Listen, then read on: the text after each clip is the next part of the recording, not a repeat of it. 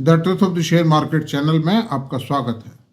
मैं भुवनेश अग्रवाल। नमस्कार दोस्तों, बजट जो आया है, बजट के अनुरूप ज़्यादा मेरा कंसंट्रेशन उन्हीं शेयरों पर रहेगा जो बजट के हिसाब से जिनको फायदा होता है, जिनमें ग्रोथ बजट के हिसाब से ज़्यादा है,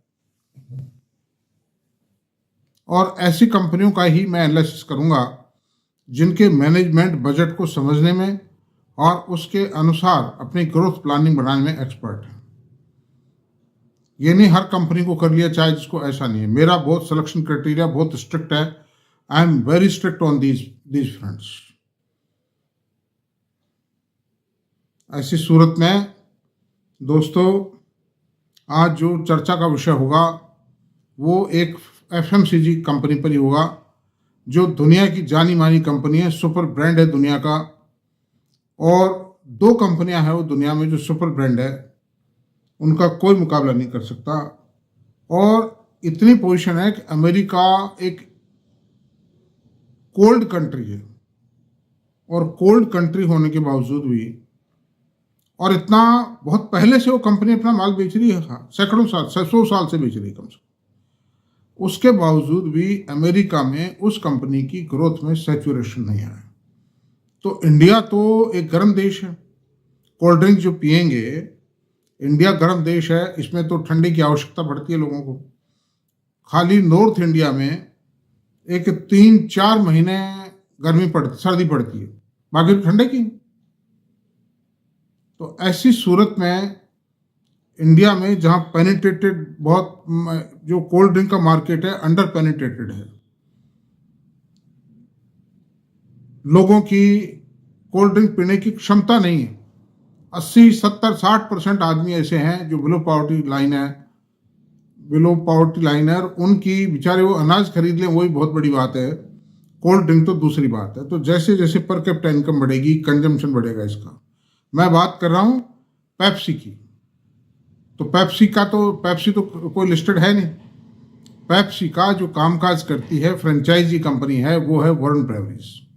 now today I will talk on Warn breweries.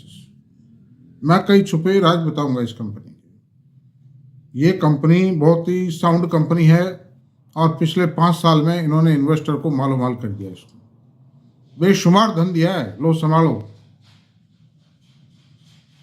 सोच नहीं सकते थे लोग, सोचते थे ये तो फ्रेंचाइजी कंपनी क्या कर पाएगी, प्रॉफिट कहाँ होंगे इसके, वो तो कम प्रिंसिपल ले लेगा सारी प्रॉफिट तो। लेकिन ऐसा नहीं, कंपनी ने 20% के प्रॉफिट पे बिजनेस किया है।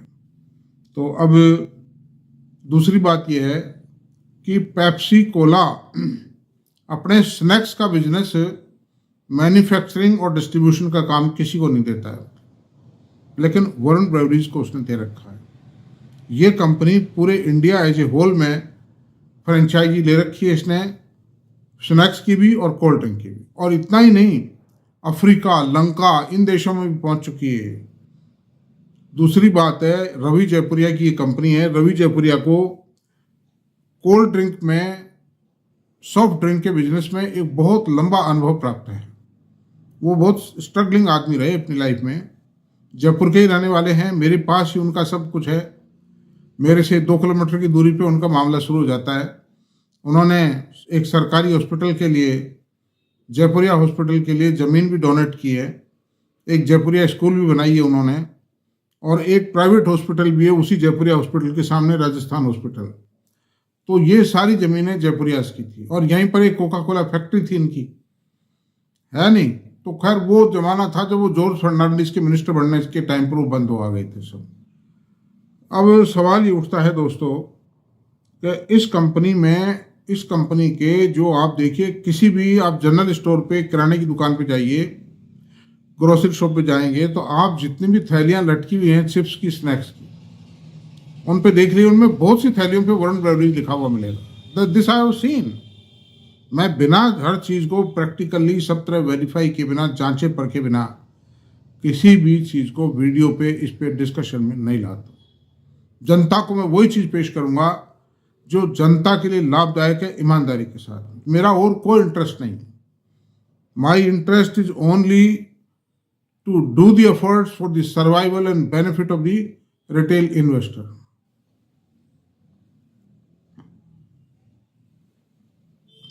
दूसरी बात है, जो रवि जयपुरिया है, उनकी दो कंपनियां और हैं। एक तो सफायर इंटरनेशनल है और एक वो और है। देखिए इनकी जो ब्रांड है वो हैं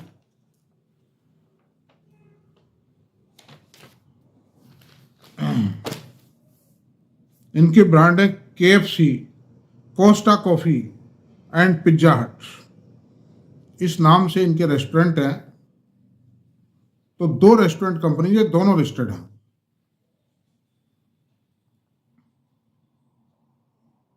अब इसके फाइनेंशियल्स पे विचार करते हैं, इसकी ग्रोथ पे विचार करते हैं। वंडरफुल ग्रोथ है।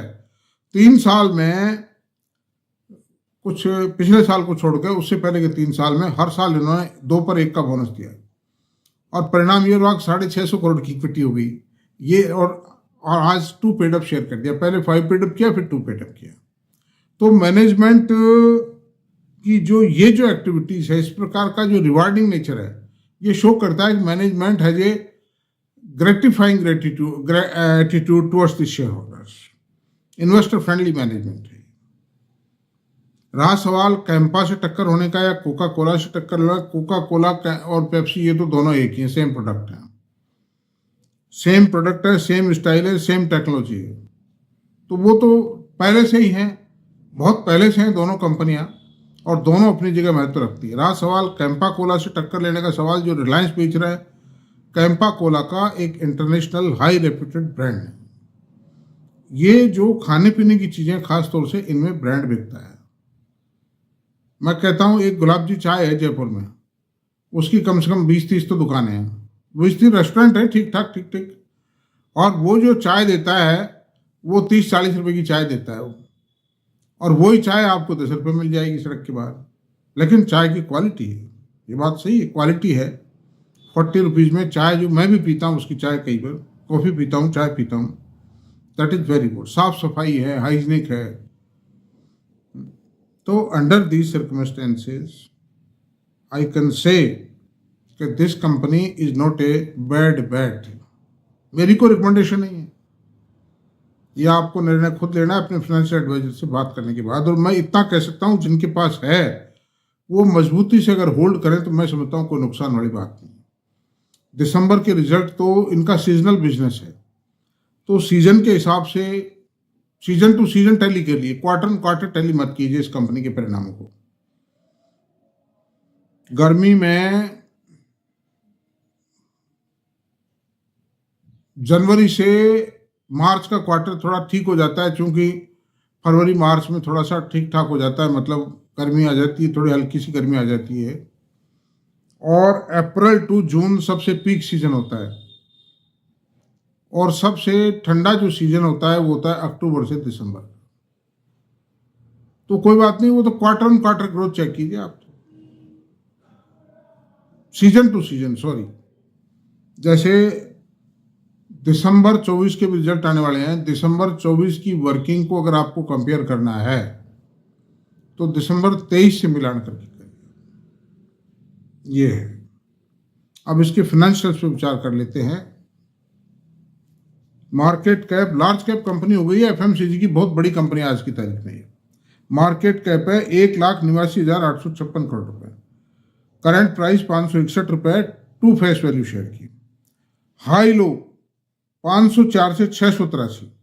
प्राइस अर्निंग रेशियो 74.7 है। FMCG की हाई ग्रोथ कंपनी का पी रेशियो बिल्कुल जस्टिफाइड है भैया। Book value 26.4, DY 0.18, ROC 28.8, ROE 35.2, face value 2। अच्छा, 5 साल में क्या दिया? सारे बोनस के और ये जो स्प्लिट के जो सारे एडवांटेज थे उनको एडजस्टमेंट के बाद 5 साल पहले इसकी वैल्यू आती है 80 रुपये, आज वैल्यू है 561 रुपये। तो 7.02 टाइम इसने अप्रिशिएट कर दिया share. CAGR sales last 10 years में 21.8% रही है। Return on equity last 10 years में 30.3 रहा है। Profit growth in the last 5 years 47.3% है। Superb growth. 5 साल तक 47.3% की CAGR देना कोई ऐसी खेल है? मैनीफोल्ड बिजनेस हो गया, और आने वाले सालों में इससे आधी भी दी तो भी अपन तो मालूम है ना शेयर होल्डर को, कुछ से कुछ हो जाएगा भाई। मेरे पास है ये शेयर, मैंने खरीद रखे, मैं बेचूंगा नहीं इसको। My folio is not meant to sell this share. अब क्वार्टरली रिजल्ट जो चर्चा करते हैं वही सीजन टू सीजन करूंगा मैं। जून 23 और जून 24 की तुलना करते हैं। जून 23 में सेल थी 5,611 करोड़ और जून 24 में सेल थी 7,197 करोड़ रुपए। यानी सेल में जो बढ़त आई वो 28.26% आई, और प्रॉफिट में जो बढ़त आई है वो जून 23 में 1,005 करोड़ रुपए था और ये जून 24 में 1,262 करोड़ रुपए हो गए, यानी 25.57% की ग्रोथ आई है मतलब प्रॉफिट में। ये कोई कम नहीं होती है कंसिस्टेंटली। अच्छा, सितंबर 24 4,805 करोड़ रुपए सेल थी सितंबर 24 में। तो सितंबर 23 के रिजल्ट दिसंबर के भी रिजल्ट नहीं आए, इसको कंपेयर कर लेते हैं। इसको तो किसी से भी कंपेयर मत कीजिए, लेकिन 4,805 करोड़ रुपए की सेल है सितंबर में, जो कि जून से कंपेरेबल नहीं है, वही सीजन टू सीजन डिफर करता है। तो इसलिए वैसे 2 ही सीजन रहने दीजिए। और इसकी 62.629 करोड़ का प्रॉफिट आया सितंबर 24 में, जबकि कितना फर्क पड़ जाता है आप देखिए। जून 24 के क्वार्टर में थी 1,262 करोड़ प्रॉफिट, नेट प्रॉफिट, और सितंबर 24 के अंदर 629 करोड़ रुपए, जस्ट हाफ ही रह गए तो प्रॉफिट। तो क्योंकि सीजनल इफेक्ट है, वही है। सेल में ग्रोथ आई है 24.12% की, और प्रॉफिट में ग्रोथ आई है 22.37%। प्रॉफिट एंड लॉस अकाउंट 5 साल में क्या पाया कंपनी ने, कितना ग्रोथ दी है। तो 2000 वित्तीय वर्ष 2019, FY 23 और TTM, इन तीनों को कंपेयर करेंगे। उसमें आसानी है ईयर ऑन ईयर कंपेयर, क्योंकि सारे क्वार्टर आ जाते हैं, सारे सीजन कवर हो जाते हैं। दिसंबर ईयर एंडिंग है इसका। सेल्स 7,130 करोड़ रुपए थी, 2019 में 7,130 करोड़ रुपए सेल थी, 2023 में 16,023 करोड़ रुपए सेल थी, और TTM में 18,987 थी। कॉन्स्टेंटली 25% की ग्रोथ तो अभी भी है ही है मतलब सेल में। प्रॉफिट 472 करोड़ रुपए था 2019 में। तो सेल तो हो गई दोस्तों 5 साल में 7-21 करीब 2.25 गुना सेल हो गई, थोड़ा सा ज़्यादा ये 2.25 गुना से। और प्रॉफिट जो है 472 करोड़ था 2019 में, जो TTM में बढ़ करके हो गया 2,582 करोड़ रुपए। कितने टाइम हुआ देखते हैं। 2,582 बटा 472, 5.47 गुना प्रॉफिट हो गया 5 साल में। ढूंढे नहीं मिलती ऐसी कंपनियां, इट्स ए रेयर कंपनी। तो चलो उस समय स्मॉल बेस था, शुरुआत थी, उस समय ग्रोथ ज़्यादा आ गई, लेकिन अभी 20-25% की ग्रोथ में अमेरिका में आ रही है 14% ग्रोथ। तो जो सैचुरेटेड है वहाँ की पेरेंट कंपनी है, नेटिव कंट्री है उसका, और कोल्ड कंट्री है, वहाँ आ रही है। तो यहाँ क्यों नहीं आएगी 25%।